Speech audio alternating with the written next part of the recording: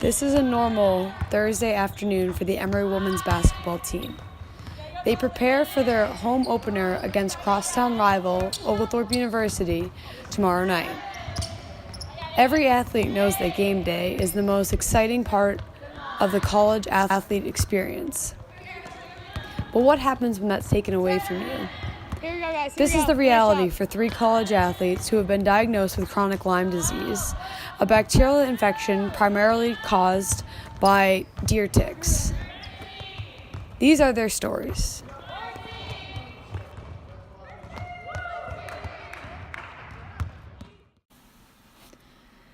My name is Courtney Henrich, and I'm a senior on the Emory women's basketball team.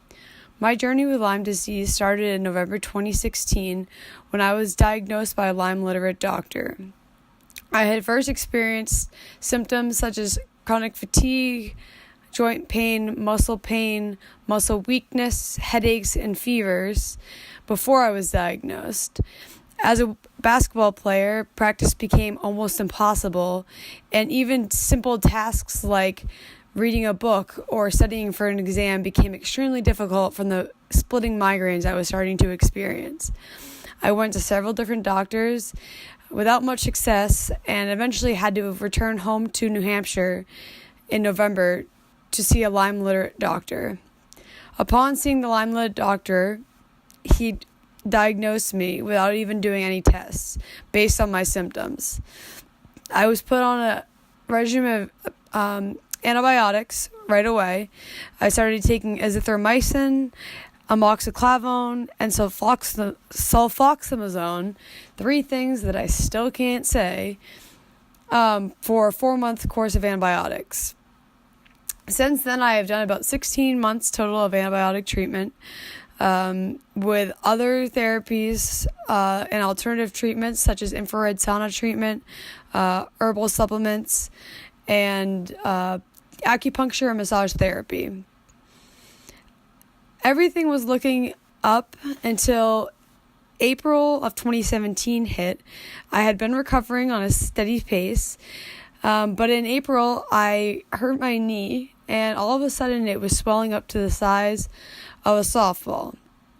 Now, I had x-rays, I had MRIs done, the orthopedic surgeon did exploratory surgery just to make sure that there was nothing small they couldn't see, and they couldn't find anything. What they tapped this up to be was just something called wet knee, which happens a lot with Lyme patients, where all of the inflammation finds a joint and kind of inhabits it and takes it over. The Lyme spirochetes get in that joint and pretty much thrive there until you can treat it with specific antibiotics. That put us through the summer. I had several knee braces.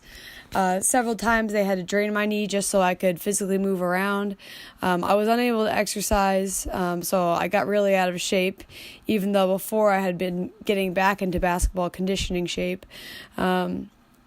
And then in August, when I got back on campus in Atlanta, I had arthroscopic surgery again, just to relieve some of the pain and swelling, and also had a few cortisone injections to help strengthen my knee so that I could start training for basketball again. I got a lot better. I was, again, just still working with one knee that was bigger than the other. I had to do a lot of alternative treatments. And I was actually able to put on a jersey for the first time last year. I played in a few games, still not feeling my best, still having a lot of issues with migraines and sleeping and brain fog and memorization and short-term memory loss. Oftentimes my grandmother and I would joke about how similar our brains worked sometimes, and it's just crazy to think about now. And then really, and from March to June, I was feeling really good, really healthy. I went scuba diving. I saw my brother graduate from high school. I went on a camping trip with some friends, had an awesome summer internship through a fellowship program at Emory, was in Atlanta for the whole summer, and was feeling really, really, really good until about July of this year, where I started breaking out in hives and Had one day where I had rashes all over my body. My knees and my elbows were bruising without really doing anything. I would just wake up and I would have this new rash or new bruise. So I finally went back to the doctors and was tested for a lot of other things. They found that my heart wasn't working correctly either. On a few occasions, I was rushed to the hospital after having seizure-like conditions, also having heart palpitations. Another day, I was vomiting blood. Like, literally, if you could do it, I've done it. And that was from October to pretty much November. And then just recently, within the past few months, I've seen it. Sports cardiologists have had a heart monitor on for several weeks, just to monitor what my heart's doing, especially when I try to exercise, which is still very, very limited, just based off my symptoms. Also had a endoscopy to make sure that there was nothing ruptured in my esophagus when I was repeatedly not able to keep food down. And I'm also seeing a specialist for my joint problems because the inflammation has got to the point where especially my hands and my feet are so uncomfortable that I really can't even hold the pen or a pencil in class and feel okay. So I'm definitely making progress. I found myself back in kind of the battlefield, which I didn't expect necessarily. But for me, this is definitely going to be a long journey just because they didn't catch the disease in the treatable period. So this is probably something I'm going to have to deal with for the rest of my life. Although I do think that within the next 6 months or so, hopefully I'll be able to get back on treatment, try to live a more normal lifestyle.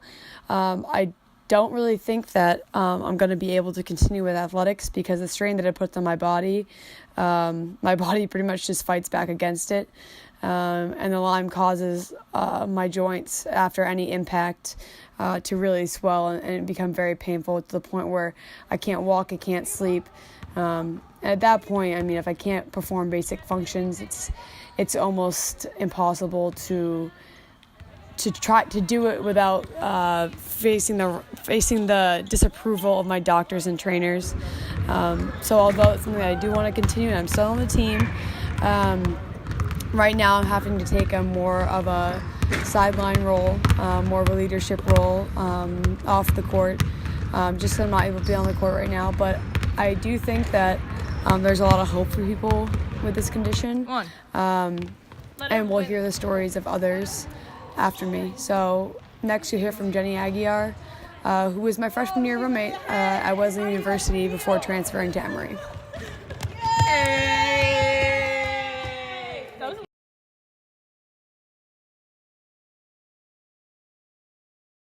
Hi, my name is Jenny Aguiar. I am a senior here at Wesleyan University.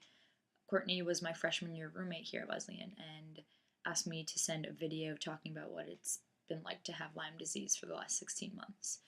So I guess I can start from the beginning. In August 2017, I was bit by a tick, had the classic bullseye's rash, tested positive for Lyme, and was given 5 days of antibiotics. I was told if I have reoccurring symptoms that I initially had, like neck paralysis, the rash, fever, sweat, chills, that I would go on antibiotics again, but just to kind of monitor my symptoms. And this was August of 2017. And I kept feeling very fatigued. I wasn't doing so well in practice. I'm on the track and field team here at Wesleyan. And it was hard to determine if my performance was and my fatigue was from Lyme disease or just being a collegiate athlete, being a college student who's tired all the time. So I went back to the health center saying that I think that Lyme was still affecting me, and they told me that it shouldn't have been. So I was prescribed Ambien, which is sleep medication, because I was having terrible insomnia on top of fatigue. So they gave me Ambien to reset my clock, and told me I should be in the clear for Lyme. I competed all of 2017, 2018 track season, thinking I was in the clear for curing my Lyme, but little did I know was it not actually cured. I didn't have the best season last year. I also wasn't aware that the Lyme was still attacking my body until this past summer, where my knee swelled up to the size of a grapefruit. I absolutely could not walk. I couldn't put any pressure on my leg. I couldn't stand. I couldn't sleep. It was shooting pain down my whole leg. I thought I tore my ACL. I went to an orthopedic surgeon, and they did x-rays, they did MRI scans, and they said that they couldn't find any injury. They started asking me questions, and then later I mentioned that I was bit by a tick and wondered if that could have any relevance to my knee swelling, and they said, oh yeah. So they gave me a Lyme titer, and they said, yep, your Lyme reactors have gone a lot worse over the past year. You need to go on a month course of antibiotics, which makes sense because I never took a month course of antibiotics to treat my Lyme. I only took 5 days, and so I took a month course of doxycycline. The medicine made me sick to my stomach. But it wasn't too bad. It was manageable. I had my knee drained, and I had cortisone, so the inflammation was gone. But only maybe 2 weeks later, did inflammation in my other knee happen. So the doxycycline wasn't working. I was frustrated to know that I had a year of Lyme disease and no one was really taking me seriously, even though it was a clear case of testing positive. And eventually I couldn't walk again this past year. My knee swelled up, and I was having terrible short-term memory loss. I was sleeping 13 hours a day, wasn't competing in preseason, and eventually had to see an infectious specialist, a Lyme specialist, to come to the conclusion that I needed an IV midline to get stronger medication to immediately attack the bloodstream. So after a month of doxycycline, I had the IV midline. I had a home care nurse come to my college once or twice a week to do blood work, to change my IV dressing. I would have a bag delivered like this every week of different tools that I needed. I had to inject myself with medication every day on top of blood thinners.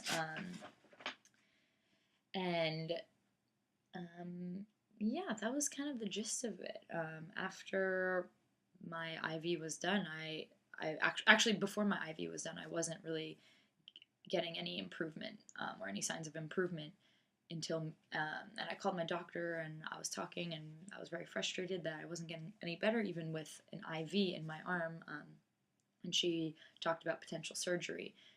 However, only a couple days after I called my doctor did my knee swelling go away. It was like honestly a freaking miracle. So I started running with my IV in my arm, and then eventually I just started feeling better. Yeah, so that's how it's been with Lyme. It's been frustrating, but also has taught me a lot of aspects of perseverance, to just also be patient. Of course, it's made me very frustrated with the medical field, and there's this general lack of awareness and trust towards patients who have Lyme or believe they have Lyme, which I was never aware of until I was actually in the situation. But I'm very thankful that I am now on the road to recovery.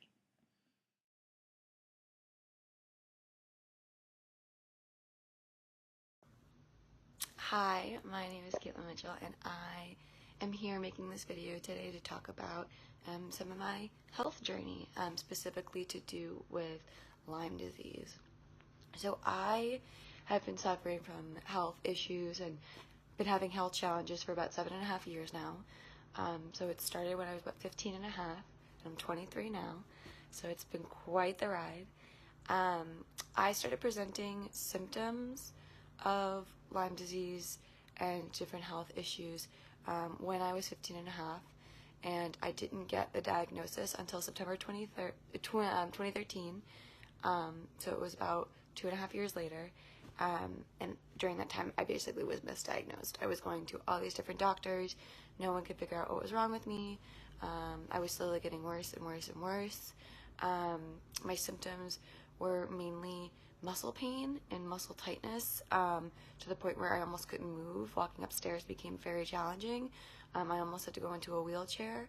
And also I had neurological issues. This thing called brain fog, which honestly just makes you feel like you're drunk, which not fun when you're just trying to like live and do life. So those were kind of like the main two things that really made hurdles in my life.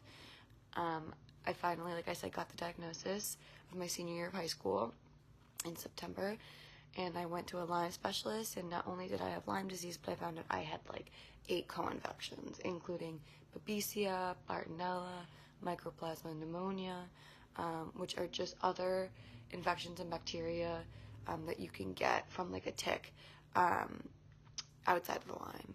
So after that, I started a regimen of medications, a lot of antibiotics, doxycycline, which is very famous with Lyme. I did bicillin shots for some of them. I took weird liquid medications. Mepron was the worst one. It tasted like paint, and it looked like paint. I don't recommend it. And then I finally ended with IV antibiotics. And that lasted for about 14 months, over a year and a half. And what made my situation more complicated was we also found mold in my house, black mold to be specific, and I got tested and I had mold toxins in my body, which just made the whole thing worse. And then what also made the situation emotionally more complicated and devastating was that I was an athlete. I was a swimmer. Growing up, I was a nationally ranked swimmer, like top 20 in the country, which I'm still very proud of. And I was just obsessed with the sport. I loved being in the water. I loved everything about it. And just with my health complications, that slowly got taken away. I was fortunate enough that I was able to get recruited off of my freshman year of high school times to come and swim at Emory. So after taking a gap year between high school and college, in order to try and get totally better, I came to Emory and I swam, and it was a roller coaster of a ride. I had some great moments where I was on top, and I had some not so great moments where it was pretty hard. My sophomore year specifically, our mid-season meet, I made our NCAA team, which was so exciting. But unfortunately, by the time that like February and March rolled around, my body had just deteriorated for various reasons, and I was not able to attend the meet. So it's been, Lyme has been a complicated journey. Where am I at now?